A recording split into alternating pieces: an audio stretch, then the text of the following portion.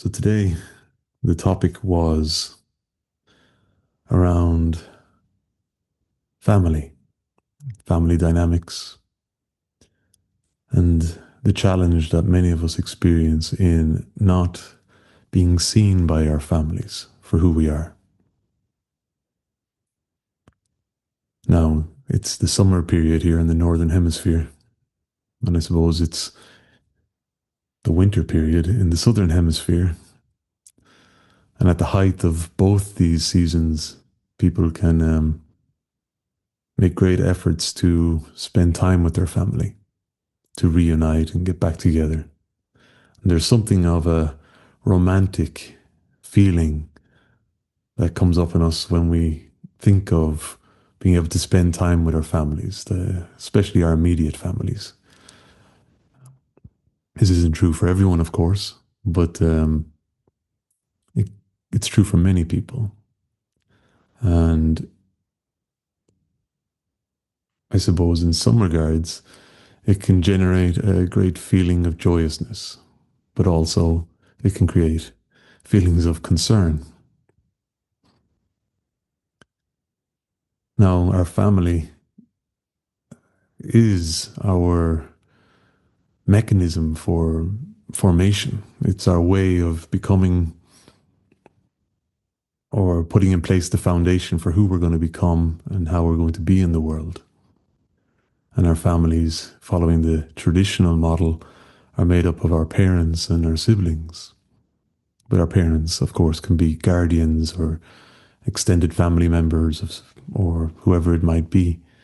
But they are the people who take on the responsibility of raising us and helping us to get a sense of what it means to be in the world.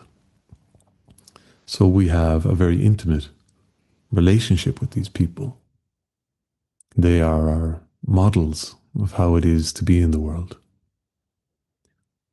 And then, of course, we have our other family members, the people of our generation, perhaps our siblings, whoever it might be that we're being raised alongside.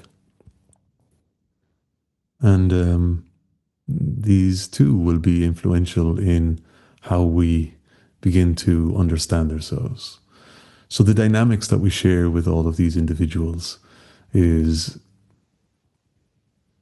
uppermost in our beginning to put in place who we are. Now, from that experience of growing up, we'll store away many, many different impressions of what went on in those early years. Some of them are still accessible to our conscious thinking, and some of them are not so. They're unconscious. And they can be of all kinds of things, you know. Sometimes you can find yourself just moving through your adult life and you have a recollection of something you experienced in your early life. Just comes out from left field, as they say. And it can just generate a whole chain of memories. And so there's very significant moments in our early years that may not always seem significant, or they may not always be conscious, but they've left an impression. And it influences how we start to, or how our mental processes start to work around certain situations. So events of our early years can leave an impact on how we navigate events which are of a similar nature in our later life. Now, it's not as linear as all of this, of course. It's all it's a very intricate tapestry. But I suppose what we're acknowledging is that all the events that we lived through within the dynamics of our family relationships when we were growing up have been instrumental in determining and shaping who we are and how we relate to the world. So basically, during this time of childhood, we had a playing ground, a training ground for figuring out how it is we navigate life. Life, from a human perspective, is social living, how we navigate social living, being part of a community, a society. And that begins with the smaller circle of our families. How do we navigate our familial relationships? And those being to the people who are in authority, our guardians, our parents, and those who are equals, our siblings. And so we have this training ground and we do our best to work with it. But the people who are guardians imposing the rules, let's say, but they're also setting the model of how to actually go about navigating these rules. And in our siblings, older and younger, who are doing their best to navigate the terrain, the family environment, but they have the same role models, the same um, imposers of the law, so to speak, and also those who are giving us the opportunities to explore and learn. And so it's a very complicated training ground, and everybody's doing their best to learn how to navigate it. From a parent's point of view or guardian's point of view, that whole experience of being a parent is quite novel and not one that comes with an easy to follow manual. So it has its own complications. So the idea of spending time with our family, for some, yes, it can cause concern. There may be certain family dynamics which they are very sensitive to and alert to and cautious of. For others, there's a romantic notion of being able to reunite and be back with those people, their people. And sometimes there's a conflict in that. Sometimes the concern and the joy is blended into mixed emotions. Sometimes the joy can override the sensations of concern or any maybe more acknowledged difficulties and challenges that have been experienced within the family can be overridden because of notions of being back with the family. So family can be glorified sometimes into this space because, of course, it was a space of our initial affections. And those impressions are left on us.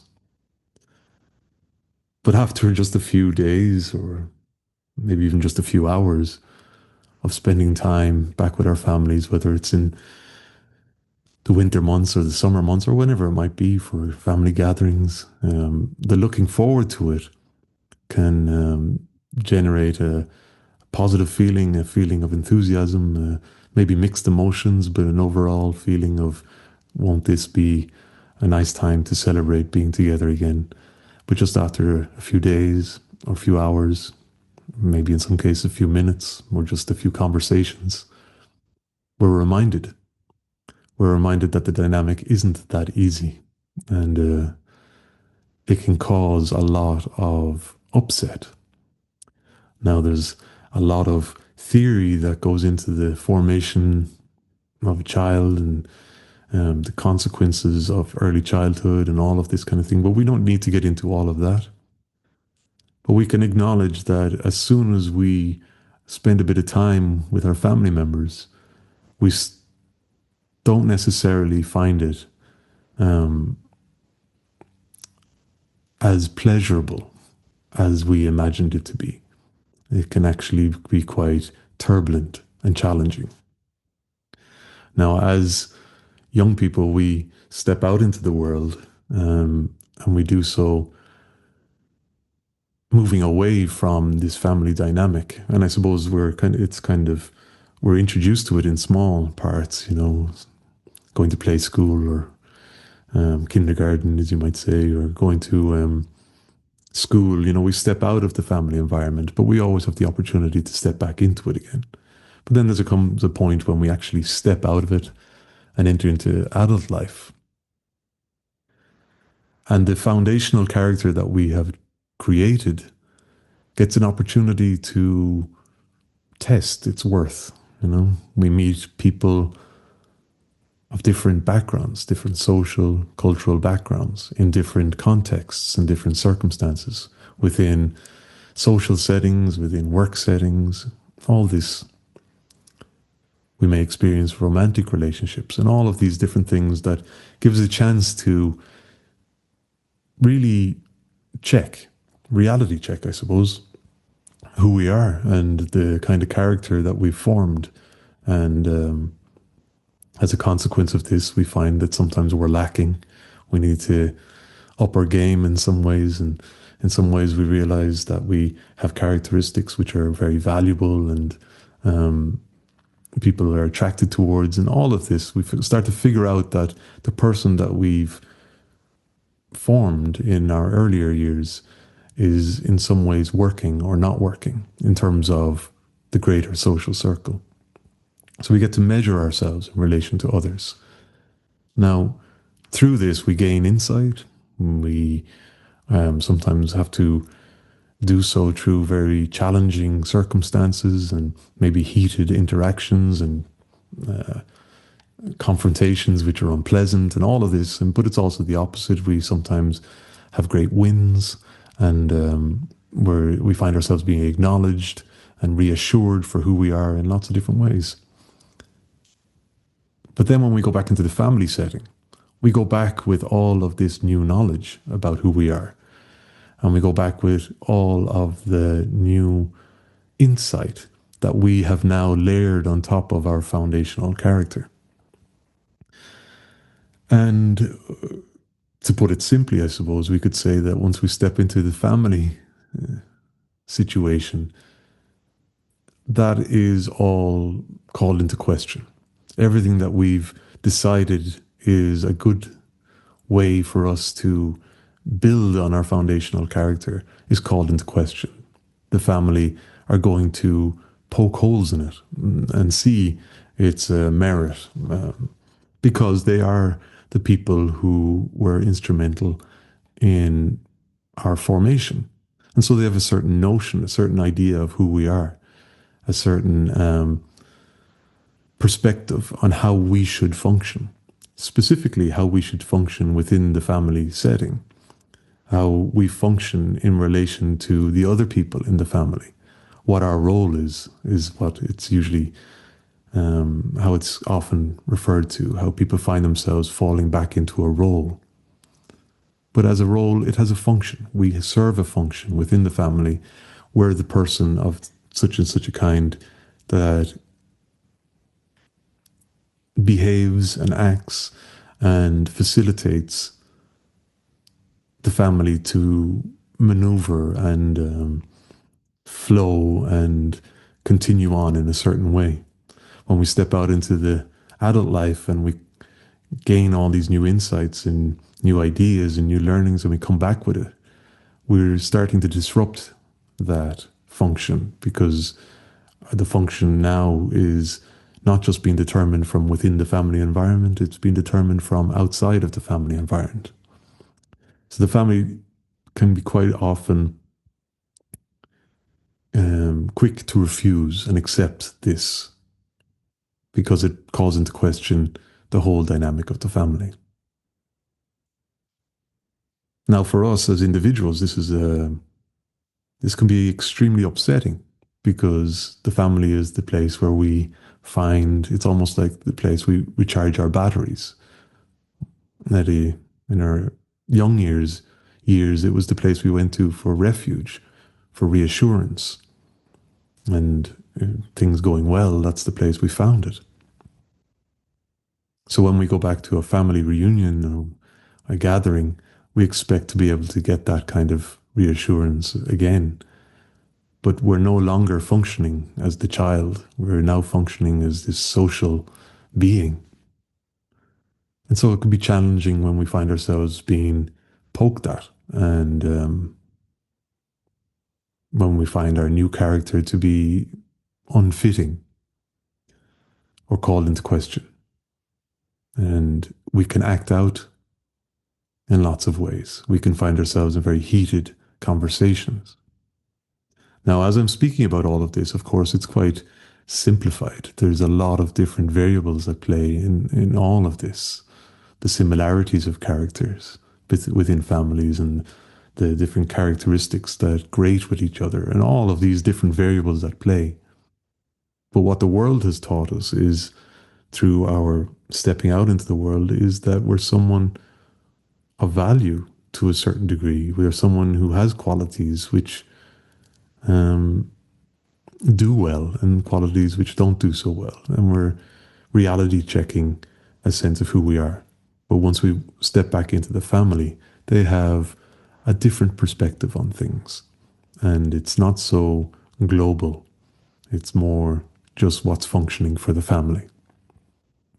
So we find ourselves challenged and we can act out heated discussions, arguments, slamming of doors perhaps, bad language, refusing to sit down for the Christmas dinner, all of these kind of things. And there's a lot of history within families, so some of that can be thrown back as well. But what it's coming back to is our reflecting on who we are. And that's where our inquiry is focused. Who are we? And what does it mean to be engaging in life? What is the nature of life? So we've defined it that we had a foundational character. It developed in teenage years. It challenged and rebelled in somewhat against those who were imposing the way things were. It tried to navigate the challenges of comparison and competition that happens between siblings. Did all of this and then arrived as an adult. And then that adult goes home. And so there's all these different senses or perspectives on who we are that we've evolved through. And as an adult, there's a notion that we're arriving to a space which is figured out. Might not always be, we might not always be convinced that we have it all figured out, but we like to give that sense that we have it all figured out. And going back into the family environment, how reassuring it would be to be told we do have it all figured out. But that's not what happens. And so we're left inquiring, who are we? And I suppose for us, we are the witness. We are the one that is behind all of these singular experiences. And that witness has always been the same. It hasn't changed. It's that aspect which is unchangeable. It doesn't play by the rules of nature, which is transient and moving and changing. It's just a witnessing presence.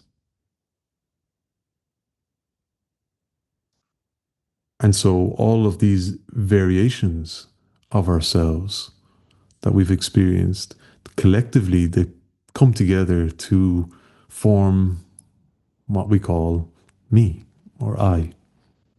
And, in later years, we might be having dinner and we'll share the memories of our childhood. We'll share the memories of our teens. We'll share the memories of different family challenges we had. Or we've all this repertoire of a story that we can string together all the different events, pleasurable, unpleasurable, whatever it might be.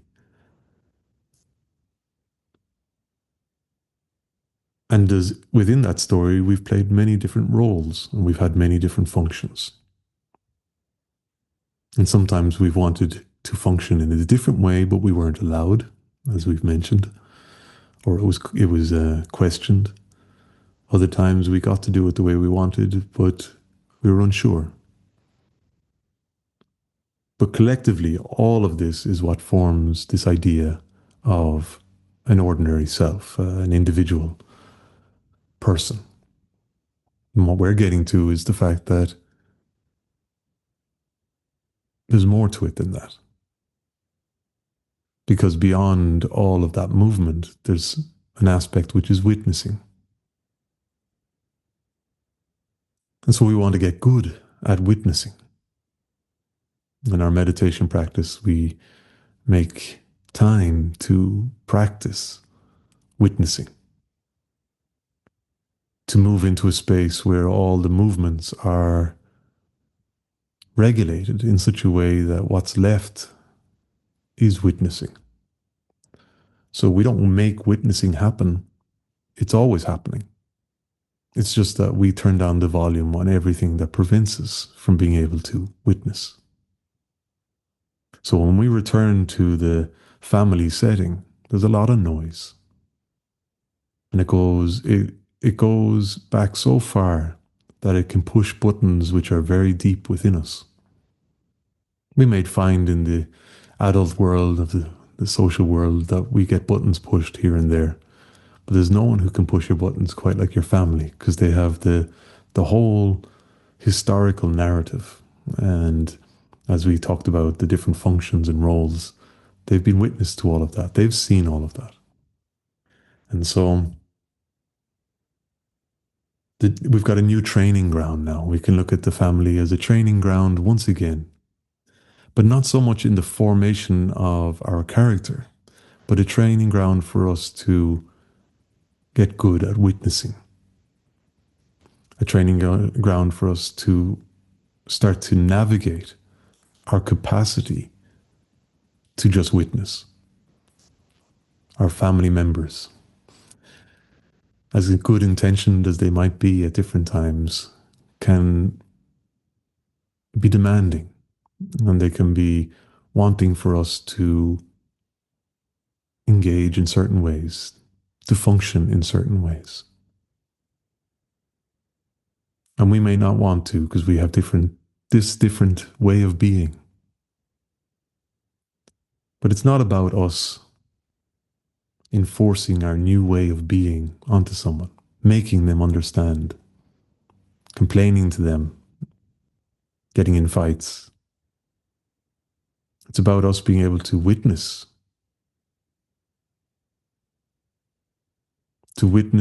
the interaction, the dynamic of it.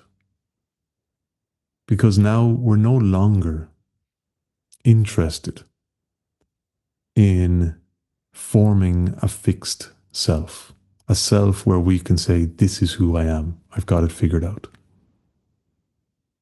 Because that fixed self, who has it figured out, will have an expectation to function in a specific way.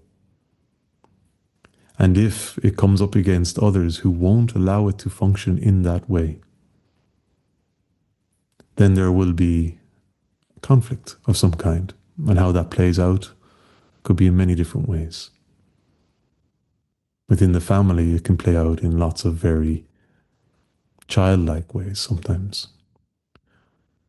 So we're doing our best when we return to the family to say that it doesn't need to be a case of us clinging on to some fixed idea of who we are, but rather to witness the person that we are becoming in every single interaction.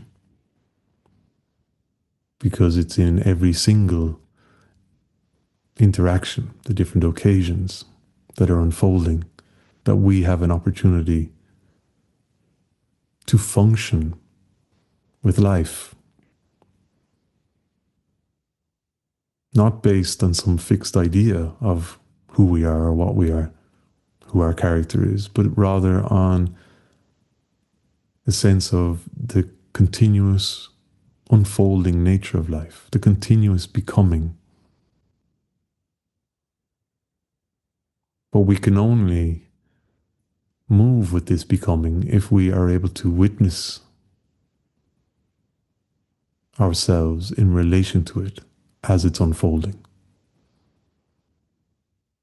Now, this doesn't mean that if our family members are trying to get us to function in a way which we just don't find to be in line with our new way of being, or in line with how we prefer or how we find to be more aligned to this capacity to witness. if our family members are calling on us to function in ways that actually challenge our capacity to witness, then maybe we don't want to be part of that. But rather than it becoming a fight and a desperate claim for us to be seen as someone who's now a witness, or to be seen as someone who has now got this insight because they practice a certain type of introspection, rather than wanting to be fixed, we can respond in a way where we are moving with the situation appropriately. But that'll only be facilitated when we are able to see the situation unfolding, witness our characters as they engage in it, and then move with it. So we become better at adapting to the different situations and circumstances as they arise.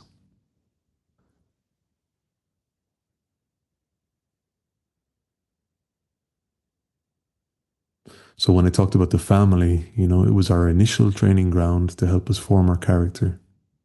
We went out, we explored, and then we came back. And now we have it as a new training ground. Not for us to bolster up and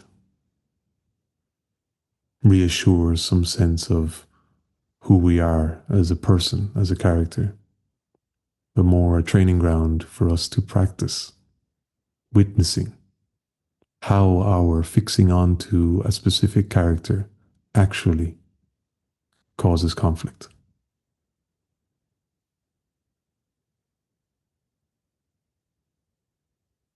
It's a practice.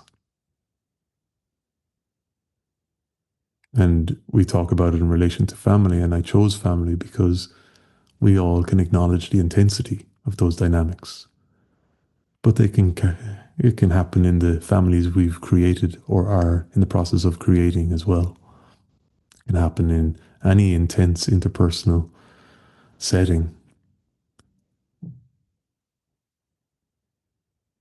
But the essence of what we're being called to do is to recognize that the fixed notion of who we are is the one that is not moving with the transient changing nature. And what will allow us to do that is our developing the skill to witness as the person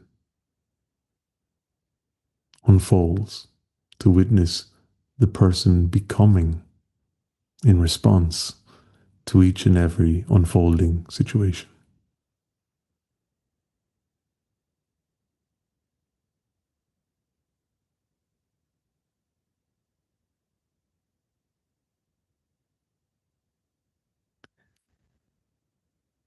Now, this is a very intimate topic because we've all lived through our family lives, and we're all sitting here now at different stages in our lives, and our relationship to the people who were part of our family dynamic as we grew up and maybe at present. They've gone through a lot of shifts and turns.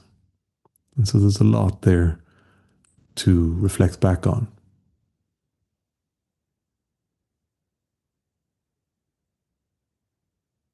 There's a lot that we could start to consider in relation to who we are, how we've been, our personality quirks, the things that people have given out to us for, the kind of things that people are complimentary towards, all these different things. And we reflect back on how it was with our guardians, our parents, and how we related to different siblings. We can go back into all of this.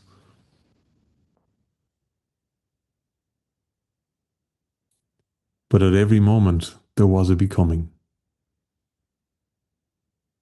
There was a moving into a sense of self, ordinary self, a sense of person that kept on happening. But we've arrived now at a point where we can recognize this. And so our practice now is to get good at watching it unfold, seeing the quirks, seeing the way we respond, and asking ourselves how much of it is based on a sense of a fixed self, a sense of a single person identity, and how much of it is moving, willing to unfold and become in a way which is